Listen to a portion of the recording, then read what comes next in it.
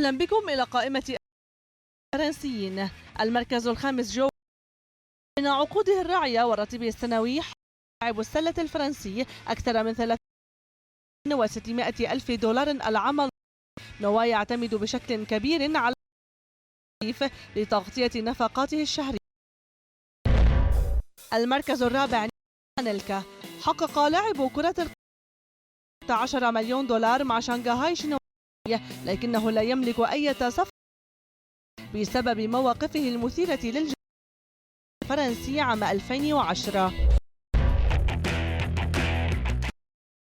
المركز الثالث فرانك ريبيري صاحب أعلى أجر بين اللاعبين المختلفين في ألمانيا براتب بلغ 2,700 ألف دولار سنويا. ريبيري تعشقه الجماهير الألمانية وجنى العام الماضي 14 مليون ألف دولار.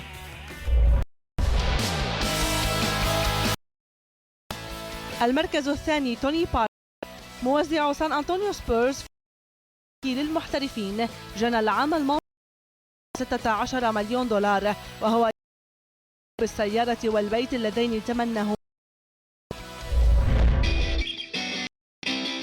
المركز الأول كريم بنزيما هو الفرنسي صاحب الدخل الأعلى. مهاجم ريال مدريد حقق 10 مليون و800 ألف في الوقت الذي حصل فيه ريبيري على راتب قام بنزيما بتوقيع الراعية.